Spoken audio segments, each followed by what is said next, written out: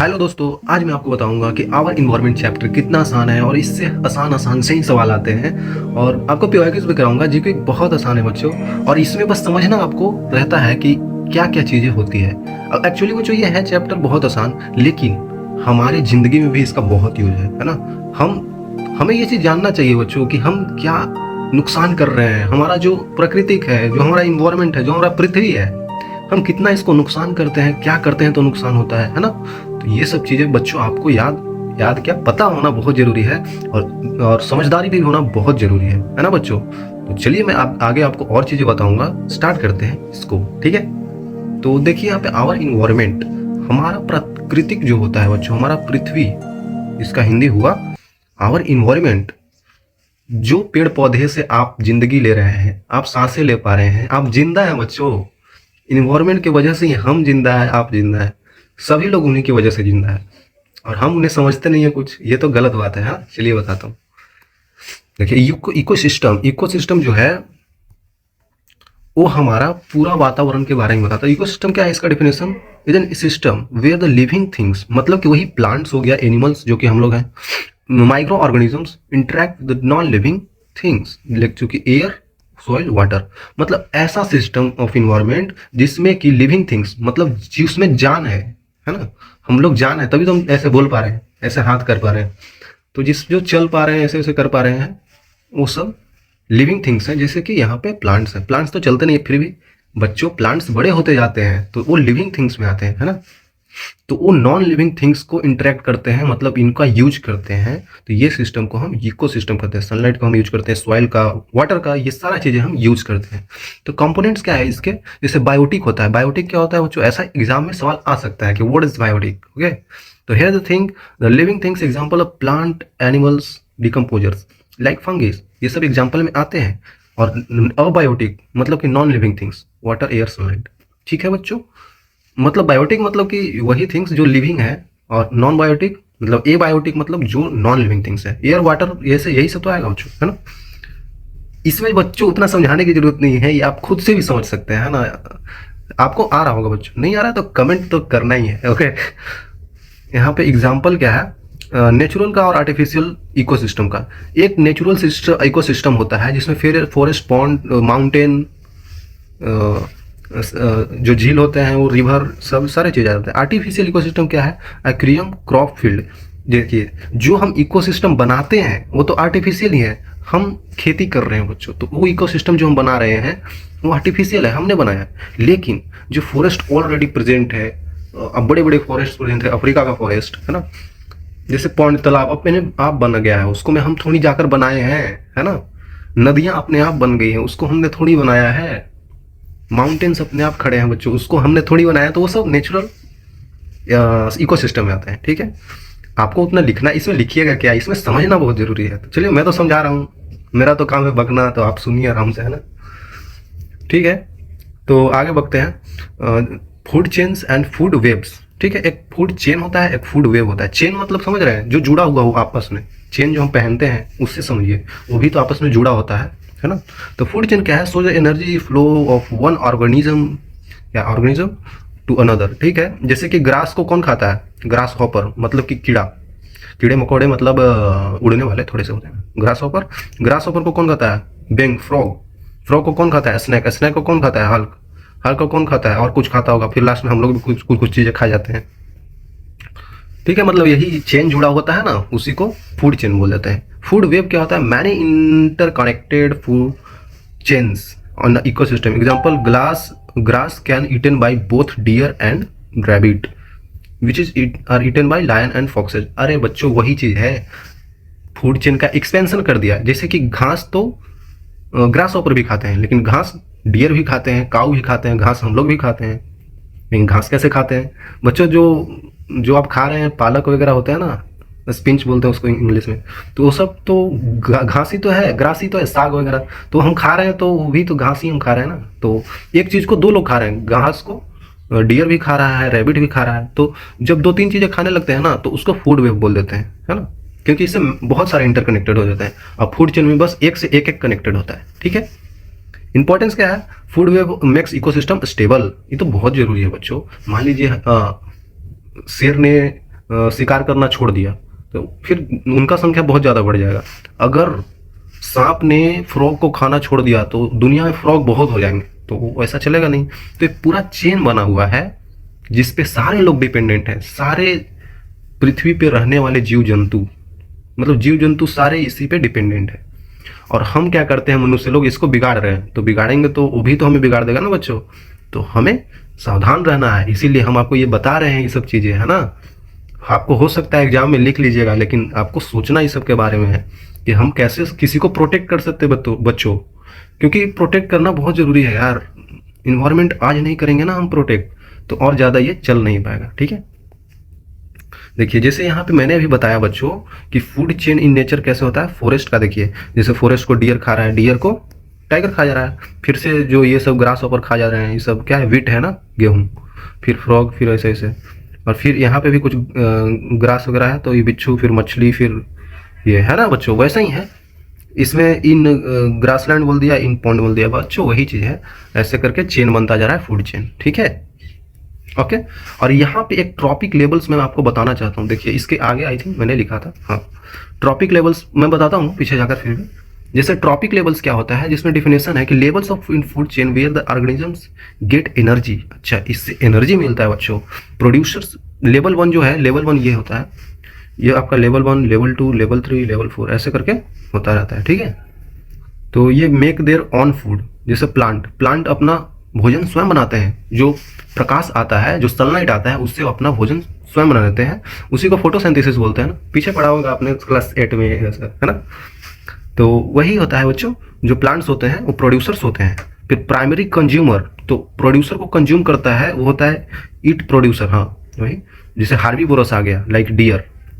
Plants को किसने खाया, हार्बीवोरस एनिमल्स, जैसे डियर, काऊ, बकरी, यही सब। सेकेंडरी कंज्यूमर कौन होगा, जो हार्बीवोरस को खाता है।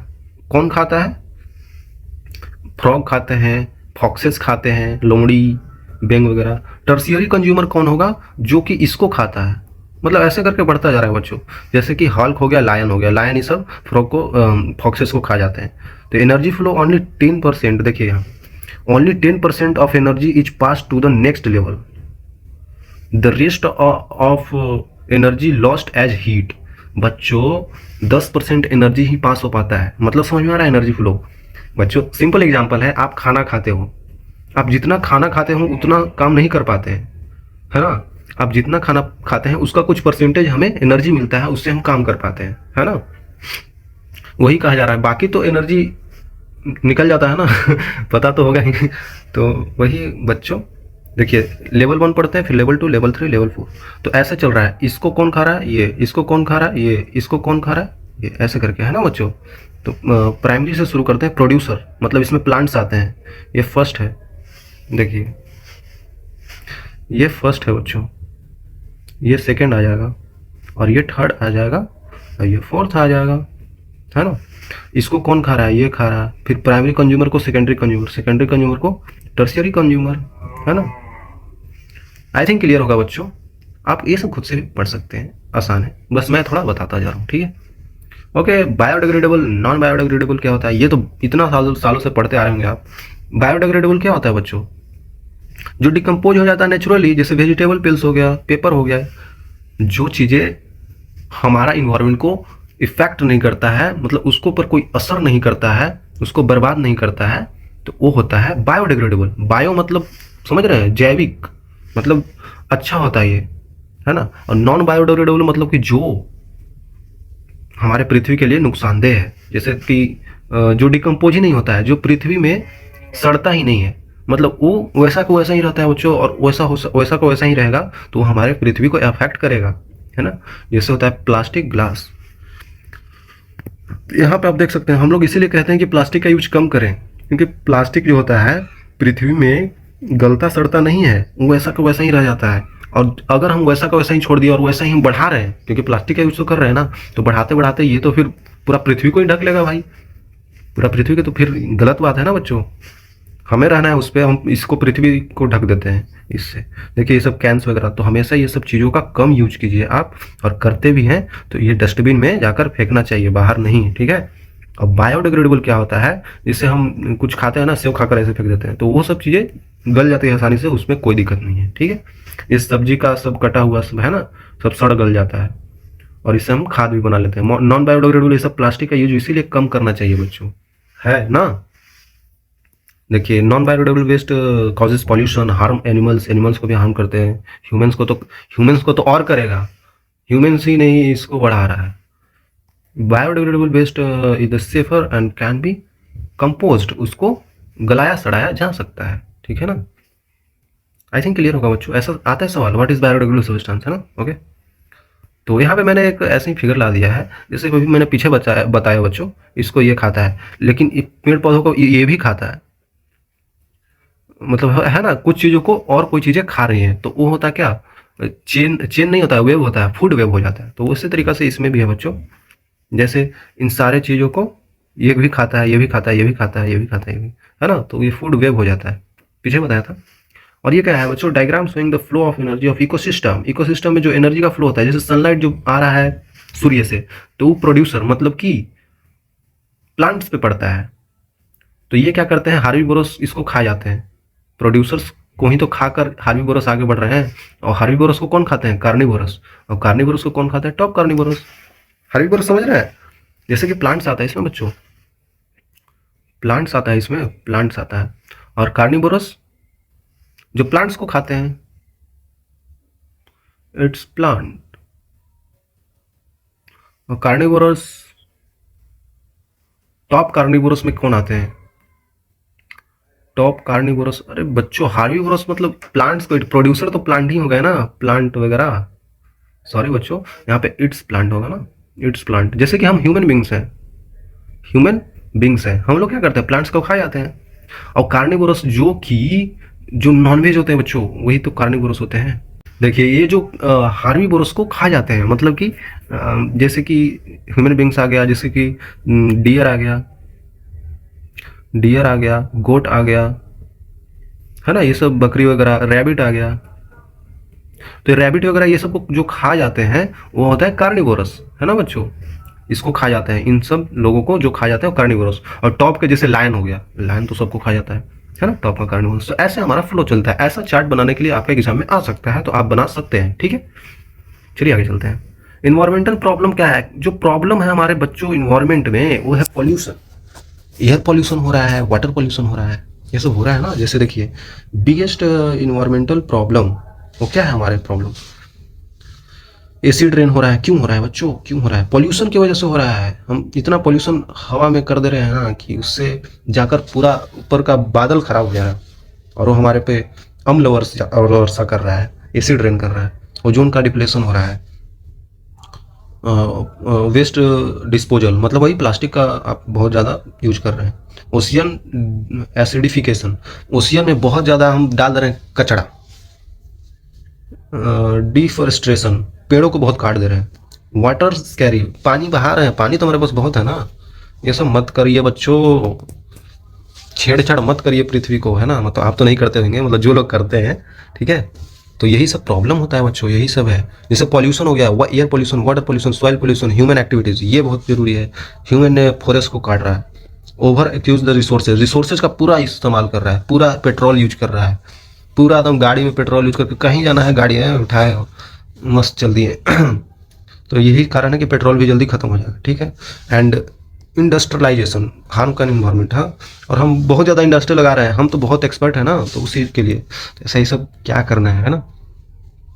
अब कुछ लोग होंगे वो सोचेंगे कि ठीक है, हम तो यूज कर रहे हैं, हम अपना तो ज़िंदगी निकाल लेंगे ना यूज करके, पूरा पेट्रोल यूज कर रहे हैं, बाकी का जो आएगा देखेगा। बच्चों अगर ये आपका सोचना है, तो मैं बता दूं ये तो गलत सोचना ही है। क्योंकि अगर आप किसी के बारे में कुछ नहीं सोचते हैं, तो वो लोग भी आपके बारे में कुछ नहीं सोचेंगे, है ना। इसीलिए अच्छा करिए बच्चों, अच्छा करिएगा ना, तो self satisfaction is the most important thing in your life. If you self satisfied, then never, no one can harm you, no one can do anything with you, okay. So this is very important, and that will come when you do some best thing which you want, and which is helps our environment, which is helps everywhere, I think this is clear to you. Okay बच्चों, चलिए आगे चलते हैं। और ozone layer depletion, ozone layer depression ये भी एक तरह का हार्मफुल चीज ही कर रहे हैं हम। ओजोन लेयर डिप्रेशन में क्या होता है, देखिए ये आता है बच्चों एग्जाम में। ओजोन लेयर क्या होता है, ये प्रोटेक्टिव शील्ड है एटमॉस्फेयर में that absorbs the harmful UV rays from the sun. Sun से जो किरणें हार्मफुल आ रहे हैं उससे हमें एटमॉस्फेयर को बचाता है, उसको ऑब्जर्व कर लेता है यूवी लाइट को। Ultra violet rays cause of depletion, मतलब हम क्या कर रहे हैं ना, इस ओजोन लेयर को ही बर्बाद कर दे रहे हैं। कैसे, केमिकल्स का यूज करके, सीएफसी का यूज करके। रेफ्रिजरेटर से जो भी एयर्स वगैरह निकलते हैं ना, गर्म हवा, उसमें सीएफसी गैस होता है बच्चों। एसी का यूज करके, एसी मस्त यूज कर रहे हैं, एसी मस्त यूज कर रहे हैं, लेकिन एसी से जो गैसेज निकालता है वो बहुत हार्मफुल है। हम अपना तो देख ले रहे हैं और उसको इन्वायरमेंट में छोड़ दे रहे हैं गैसेज को। स्प्रे कैंस भी होता है, पता नहीं क्या है इफेक्ट, क्या होता है, increased UV radiation on earth harm to human. Human का तो इतना हार्म करेगा नहीं, ये बहुत हार्म करेगा क्योंकि ह्यूमन ने इसका सारा कुछ बिगाड़ रहा है। स्किन कैंसर, आई प्रॉब्लम, एनिमल्स का भी। सॉल्यूशन क्या है इसका, सीएफसी को कम करो भाई। सॉल्यूशन बहुत सारे हैं, सॉल्यूशन ऐसा मतलब ऐसा ही नहीं कि भाई सॉल्यूशन ही नहीं हम बर्बाद कर रहे हैं, सॉल्यूशन है लेकिन लोग यूज ही नहीं करते हैं। लोग स्वार्थी है ना, यूज क्यों करेंगे। यूज इको फ्रेंडली अल्टरनेटिव्स, है ना, जैसे कि पेपर वगैरह का यूज कर लो कहीं पे। प्लास्टिक ज़्यादा यूज क्यों करना है, प्लास्टिक को जलाते हैं ना, उससे भी बहुत सारी हार्मफुल गैसेज निकलती है। ठीक है, आई थिंक आपको क्लियर होगा बच्चों। तो ओजोन जो होता है ना, ओजोन का फॉर्मेशन पता है आपको कैसे होता है। मान लेते हैं अगर हम ऑक्सीजन लिए, ऑक्सीजन कैसे लिखते हैं बच्चों, O2 लिखते हैं ना। O2 जब टूटता है हाई यूवी लाइट में ले जाते हैं तो 2 एटम में टूट जाता है। और अगर मैं O2 को O को एटम को फिर से O2 के साथ रिएक्ट करा देता हूँ तो हमारा O3 गैस बना देता है बच्चों। O3 गैस जो होता है वो तो पॉइजनस गैस है। हम लोग यहाँ पे नॉर्मल अर्थ पे पॉइजनस गैस का यूज, पॉइजनस गैस की तरह बिहेव करता है, लेकिन जो एटमॉस्फेयर है ऊपर ओजोन लेयर बनाता है तो वो प्रोटेक्ट करता है यूवी लाइट से। यहाँ पे थोड़ा हार्मफुल होता है, यहाँ पे ये पॉइजनस गैस है बच्चों, पॉइजनस होता है ये, ठीक है, लेकिन ऊपर हमारा रक्षा कर रहा है। ठीक है बच्चों, चलते हैं। तो हाँ, यही चीज़ मैं फिगर के थ्रू भी बता सकता हूँ आपको। वो क्या बता सकता हूँ, वो मैं आपको ये बता सकता हूँ।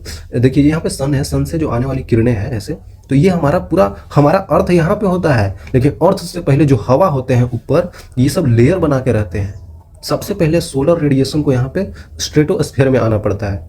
उसके बाद ऐसे ही थोड़ी ये जो सन से लाइट आता है वो हमारे पृथ्वी तक आने में टाइम लगता है ना। इसीलिए क्योंकि इस सबको चीर के आना होता है। ये सब जो एयर पार्टिकल्स भरे पड़े हैं ऊपर एटमॉस्फेयर में, और ये हमें प्रोटेक्ट भी कर रहे हैं बच्चों, है ना।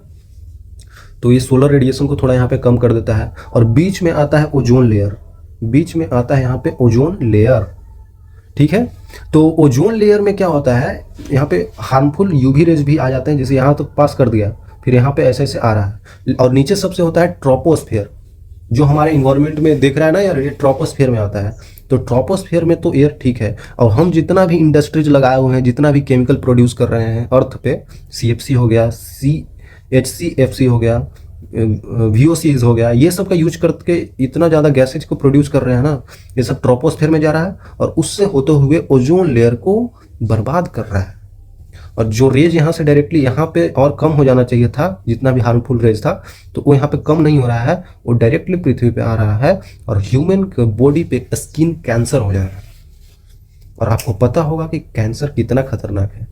अभी जिंदा है आप, पता है उसमें इतना खतरनाक चीज़ है, आपको डॉक्टर ये बता देगा कि आप 1 महीने में मरने वाले हैं। सोचिए कितना भयानक है। आपको टाइम लिमिट दे दिया कि आप इतने दिनों में मर जाएंगे। तो कैंसर बहुत बेकार चीज़ है बच्चों।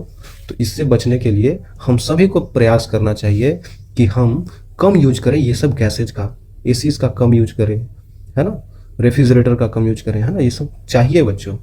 ओके, आई थिंक क्लियर होगा। चलिए आगे चलते हैं। बाकी आप समझदार हैं, हमें पता है, ठीक है। वेस्ट का मैनेजमेंट करना, जैसे वेस्ट हम जितना प्रोड्यूस करें उसको मैनेज तो कर सकते हैं। जैसे वेस्ट होता है डिग्रेडेबल, बायोडिग्रेडेबल, जो बायोडिग्रेडेबल है उसको तो यूज करिए, कोई दिक्कत नहीं, वो तो हो जाता है, डिकम्पोज हो जाता है, लेकिन नॉट फॉर रोट।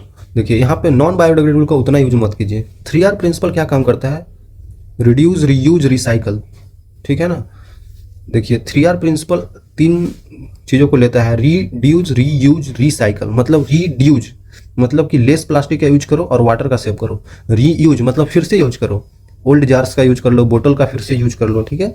रिसाइकल मतलब convert waste like paper into new items, जैसे कि पेपर का यूज किया और उसको फेंकना नहीं है, उसको और यूज कर लो कोई और चीज़ों के लिए, है ना। तो ये ऐसे करके चलता रहता है, ऐसे करो फिर ऐसे करो और फिर ऐसे करो, तो 3R का साइकिल ये चलता है, 3R, है ना बच्चों।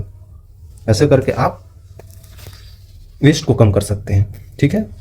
और सेग्रेगेशन क्या होता है, ग्रीन बिन का यूज करना है बायोडिग्रेडेबल और ब्लू का नॉन बायोडिग्रेडेबल वेस्ट को डालने में, ठीक है, क्लियर होगा।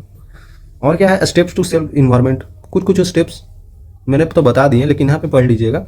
प्लांट को, ट्रीज को पोल्यूट नहीं करना है, इको फ्रेंडली रहना है, ठीक है। और किया जा सकता है यार, अगर लोग चाहे तो कर सकते हैं, लेकिन लोग तो पता नहीं कौन सा नशा करके बैठे हैं।